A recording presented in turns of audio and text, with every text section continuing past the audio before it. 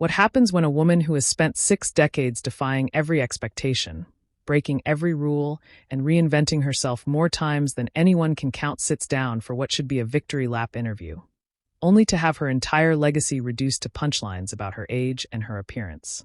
What you're about to witness is one of the most explosive confrontations ever captured on daytime television.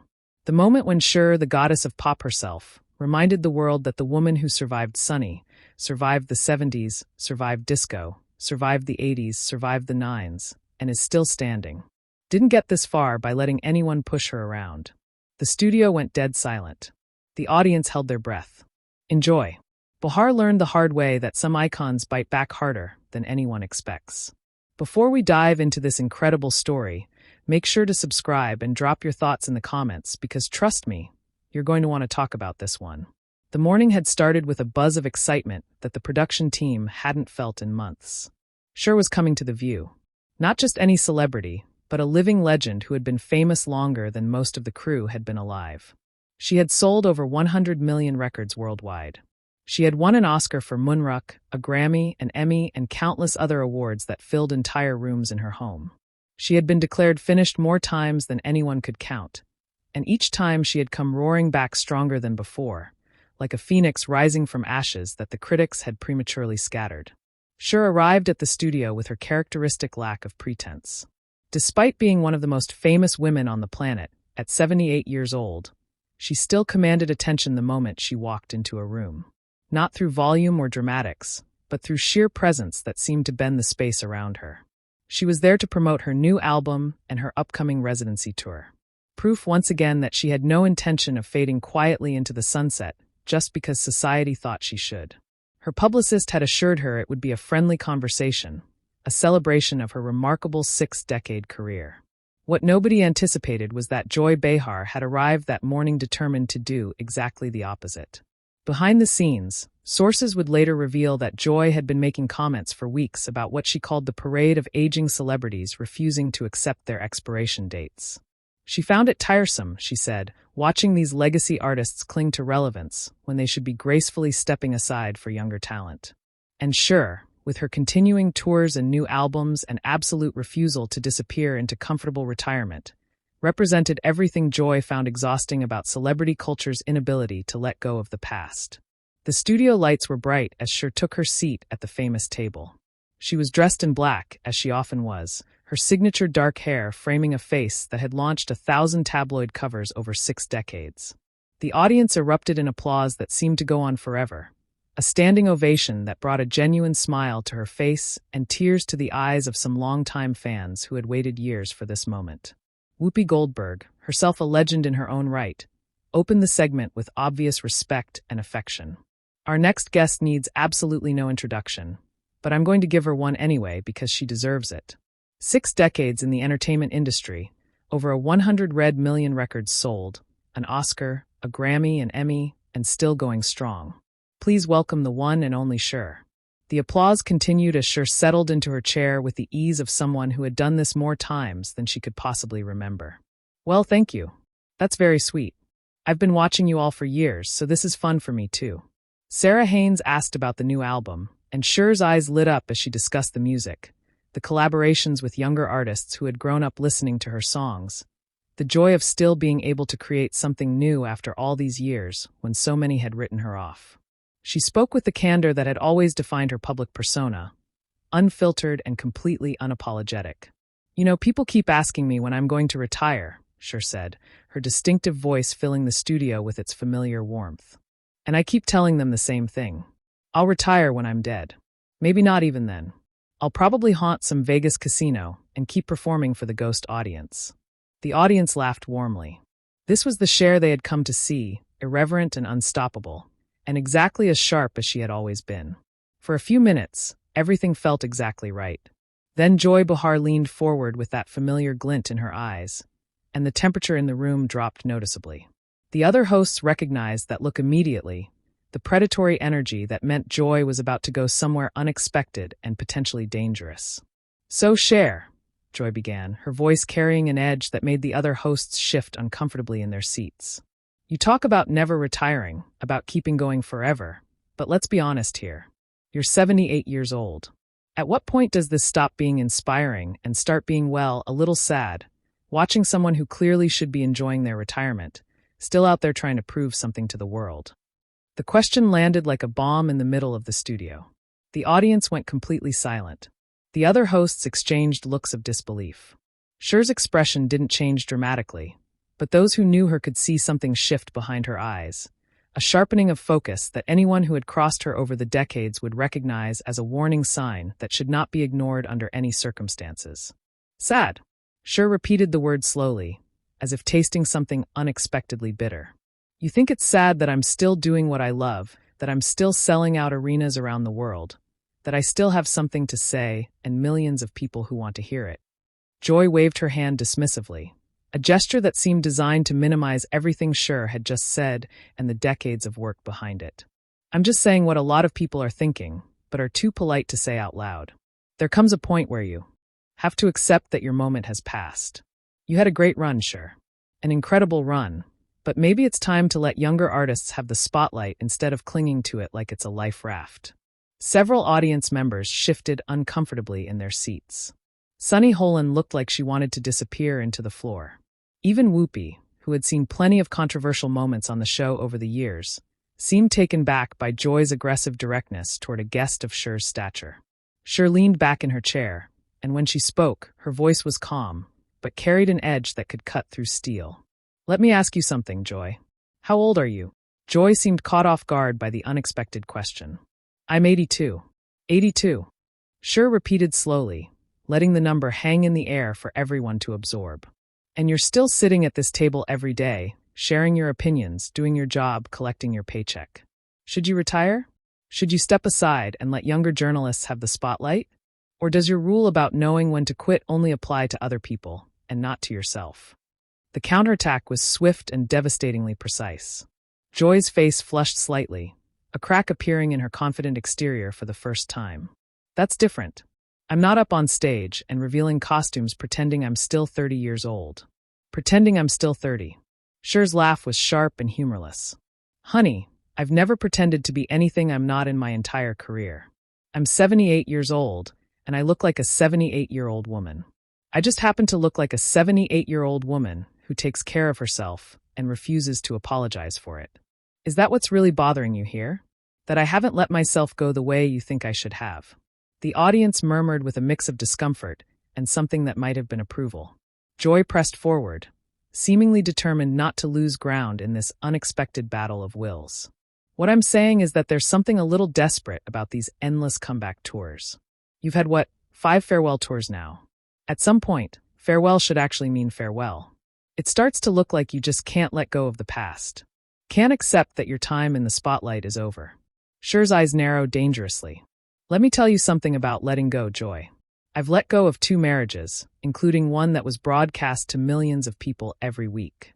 I've let go of people I loved who died too soon. I've let go of decades of my life to an industry that told me over and over again that I was finished, washed up, done, a relic of another era.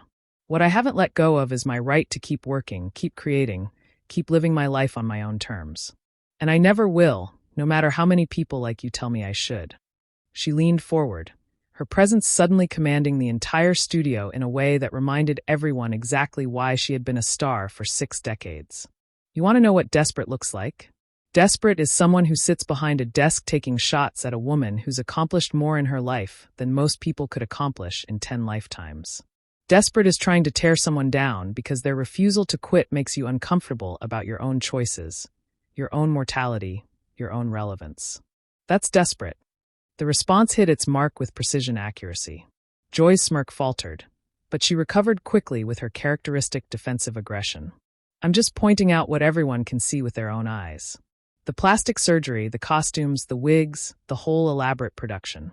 It's a lot of effort to maintain an illusion that time has somehow passed you by. At what point does it become more about vanity than actual music? The mention of plastic surgery seemed to hang in the air like a thrown gauntlet. Cher's expression shifted to something that looked almost like dark amusement, but there was cold steel underneath it that anyone paying attention could clearly see. Ah, there it is, Cher said, nodding slowly. I was wondering how long it would take to get to the plastic surgery. Let's talk about that, Joy, since you brought it up so eagerly. Yes, I've had work done. I've never denied it. Not once in my entire career. I've been completely open about it for decades when other people were lying through their teeth. You know why? Because it's my face, my body, my choice, and I don't owe anyone an apology for doing what I want with my own appearance. She turned to address the audience directly, her voice gaining strength and passion. You know what's interesting? When men in Hollywood get older, they're called distinguished, dignified silver foxes. They're cast as romantic leads well into their 60s and 70s, opposite women half their age. When women get older, we're told to disappear quietly and gracefully. And if we try to maintain our appearance, we're called desperate and fake and plastic. If we don't, we're called washed up and past our prime and letting ourselves go. We can't win either way. So, I decided a long time ago to stop playing that rigged game entirely. The audience began to applaud, but Cher wasn't finished. The dam had broken, and decades of deflecting these criticisms with a smile were giving way to something far more powerful and necessary. I've been famous since I was 18 years old. I've watched this industry chew up and spit out women for 60 years. I've seen talented, brilliant women told they were too old at 30, at 40, at 50. Women who had so much more to give, pushed aside to make room for the next young thing. And I decided early on that I wasn't going to let anyone else define my expiration date. Not the studios, not the critics, not the tabloids, and certainly not people like you who think their opinion should dictate how I live my life. Joy tried to regain control of the rapidly deteriorating conversation. But don't you think there's something inauthentic about all of it? The wigs, the costumes, the elaborate productions.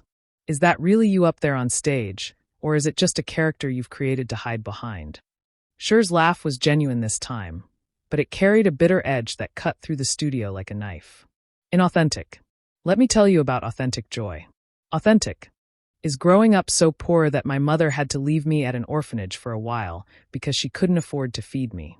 Authentic is being told I was too weird, too ethnic looking, too different to ever make it in show business. Authentic is having dyslexia so severe that I couldn't read a script properly until I was in my 40s and having to memorize everything by having someone read it to me over and over again. That's authentic. She paused, her voice dropping to something more intense and personal. The wigs and the costumes, that's armor. That's what I built to protect the authentic me from a world that was constantly trying to tear me down. And you know what? It worked. I'm still here. How many of the people who said I was finished are still relevant today? How many of the critics who wrote me off are still being talked about? I've outlasted them all. Every single one of them. And I did it by being exactly who I wanted to be, not who anyone else thought I should be. The studio was completely silent now, hanging on her every word. Even Joy seemed to be processing the weight of what had just been said. But let's get back to your question about letting go, Cher continued, her voice gaining a painful intensity. You want to know about letting go? I stood at Sonny's funeral after spending years watching the media turn our divorce into entertainment, into jokes, into punchlines that followed me everywhere. I stood at that podium and eulogized the man I had loved and hated and loved again, the father of my child, while cameras captured every tear for the evening news. That's letting go. Her voice cracked slightly, but she pressed on with determination. I watched my child struggle with their identity for years before coming out as transgender. And I stood by them when half the world had opinions about my parenting, about my family, about decisions that were none of their business. I didn't handle it perfectly at first. I made mistakes. But I learned and I grew, and I supported my child through one of the most difficult journeys a person can take. I've buried friends, lovers, colleagues. I've said goodbye to more people than I can count. So don't you dare sit there and lecture me about letting go. I know more about letting go than you could learn in 10 lifetimes. Joy opened her mouth to respond, but Cher held up her hand with an authority that silenced the entire room. No, you've had your say. You've questioned my relevance, my authenticity, my appearance, my right to keep working. Now you're going to hear mine. She stood up, her full presence commanding the studio in a way that reminded everyone exactly why she had been a star for 6 decades. I started performing when Kennedy was president. I've survived Vietnam, Watergate, disco, Reagan, 2 Bushes, and everything in between. I've had #1 hits in 6 consecutive decades. 6. Do you know how many artists have done that in the entire history of recorded music? I can count them on one hand and have fingers left over. And you want to tell me it's time to step aside? Her voice was rising now, filled with the kind of passion that had powered her through 60 years of hits and heartbreaks. I've sold out tours that younger artists would kill for. My songs are still played on radio stations around the world every single day. I have fans who are 18 years old who discovered my music on TikTok. I have fans who are 80 years old who bought my first album when it came out in 1965. I connect generations. Joy, I bring people together.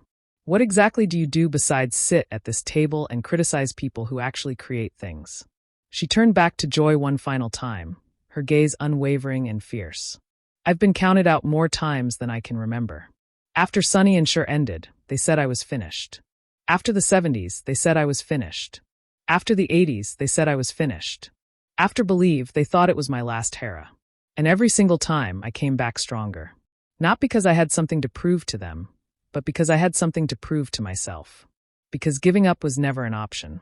Because I love what I do too much to let other people's opinions stop me from doing it.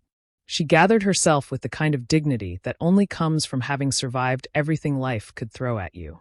The question landed with devastating precision.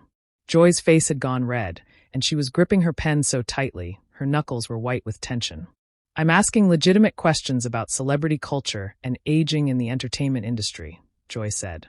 But her voice had lost its earlier confidence and bravado. No, you're not, Sheriff fired back without hesitation. You're doing what people have done to me my entire career. You're trying to put me in a box, trying to tell me what I should be, what I should do, when I should quit, how I should look while doing it. And I have the same answer now that I've had for 60 years. No, I won't. I'll do what I want when I want for as long as I want. And there's nothing you or anyone else can do about it. She turned to the audience, her voice softening slightly, but losing none of its power. I want every woman watching this to hear something important. You do not have an expiration date. You are not past your prime just because society says so. You have the right to keep working, keep creating, keep living your life exactly how you want to live it, no matter how old you are. Don't let anyone tell you when to quit. Don't let anyone tell you what you should look like or how you should act at any age. That's your decision and yours alone. The audience erupted in applause that seemed to shake the walls of the studio. Cher acknowledged them with a nod before turning back to Joy, her expression shifting to something that might have been pity. You know what the difference between us is, Joy? I've spent my life building things, albums, tours, movies, a career that spans 6 decades.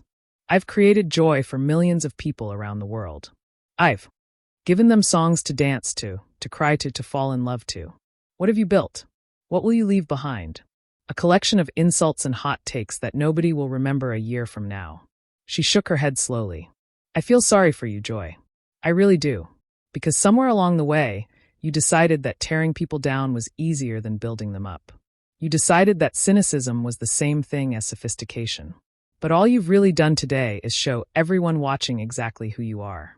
She gathered herself with the kind of dignity that only comes from having survived everything life could throw at you. And who I am is someone who's going to walk out of the studio, get on a plane, and perform for 20,000 people who paid good money to see me sing. And then I'm going to do it again tomorrow night, and the night after that, and for as long as I damn well please, because I'm Cher and I don't quit. I never have and I never will. With that, she walked off the stage with the same confidence that had carried her through 6 decades of fame. The audience erupted in thunderous applause, and Joy Behar remained at the table looking like someone who had just learned a very difficult lesson about picking fights with living legends. What do you think about this incredible confrontation? Was Joy Behar out of line, or was she just doing her job? Drop your thoughts in the comments below, and make sure to subscribe for more stories that will absolutely leave you speechless.